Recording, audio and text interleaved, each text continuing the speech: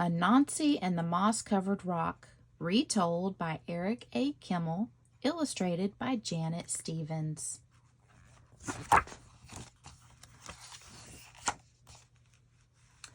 Once upon a time, Anansi the spider was walking through the forest when something caught his eye. It was a strange moss-covered rock. "How interesting," Anansi said. "Isn't this a strange moss-covered rock?"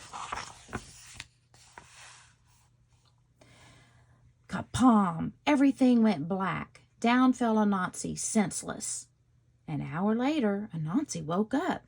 His head was spinning. He wondered what had happened. "I was walking along the path when something caught my eye. I stopped and said, 'Isn't this a strange moss-covered rock?'" Kapom! Down fell Anansi again. But this time, when he woke up an hour later, he knew what was happening. "Aha," said Anansi, "this is a magic rock. And whenever anyone comes along and says the magic words, 'Isn't this a strange down he goes." "This is a good thing to know," said Anansi, and I know just how to use it." So Anansi went walking through the forest until he came to Lion's house. Lion was sitting on his porch. At his feet was a great pile of yams. Anansi loved yams, but he was too lazy to dig them up himself. Anansi said to Lion, "Hello, Lion. It is very hot today. Don't you think so?" "Yes, Anansi," said Lion. "It is terribly hot." "I'm going for a walk in the cool forest," said Anansi. "Would you like to come?" "I certainly would," said Lion. So Lion and Anansi went walking through the forest.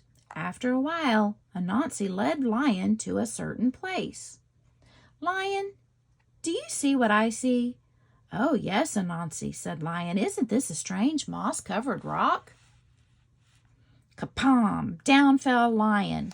Anansi ran back to Lion's house and made off with Lion's yams. An hour later, Lion woke up. His head was spinning. Anansi was nowhere in sight, and when he got home, he found that every single one of his yams was gone. Lion was very sad. But Anansi was very happy. He couldn't wait to play his trick again. Once more, Anansi went walking through the forest. This time, he stopped at Elephant's house. Elephant was sitting on his porch. At Elephant's feet was a great pile of bananas. Anansi loved bananas, but he was too lazy to pick them himself. So he said to Elephant, "Hello, Elephant. Isn't it hot today?" "It is," Elephant agreed. "I am going for a walk in the cool forest," Anansi said. "Would you like to come?" "That sounds nice," said Elephant. "Thank you for inviting me." So Anansi and Elephant went walking through the forest. After a while, Anansi led Elephant to a certain place. "Elephant, look, do you see what I see?" Elephant looked. "Yes, I do, Anansi. Isn't this a strange moss-covered rock?" Kapom! Down fell Elephant. Anansi ran back to Elephant's house and made off with all the bananas. An hour later, Elephant woke up. His head was spinning. Anansi was nowhere in sight, and when he got home, he found that every single one of his bananas was gone. Elephant was very sad. But Anansi was very happy. He couldn't wait to play his trick again. He played it on rhinoceros and hippopotamus. He played it on giraffe and zebra.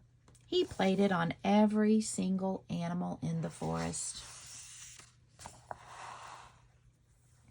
But all this time, watching from behind the leaves, was Little Bush Deer. Little Bush Deer is small and shy and very hard to see.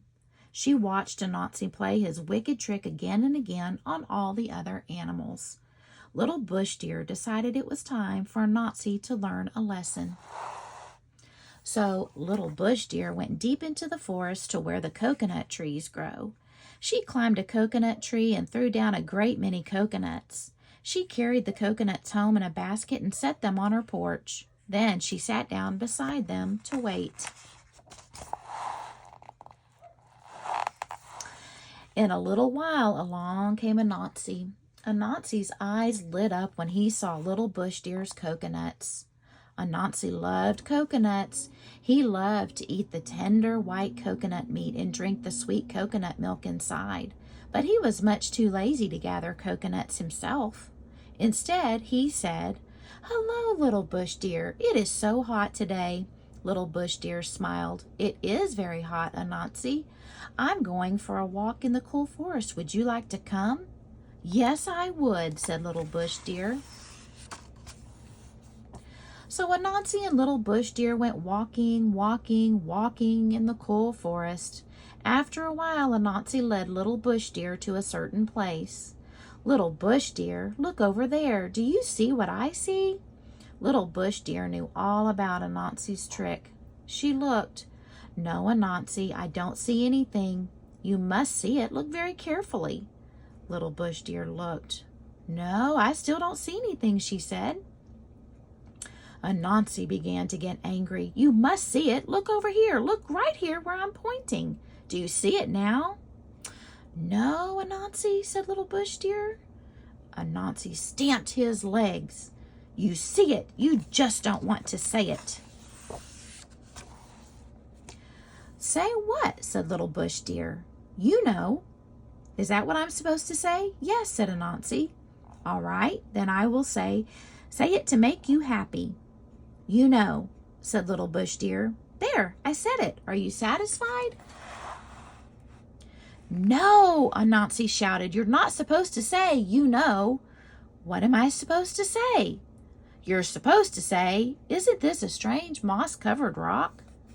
Kapom! Down went Anansi.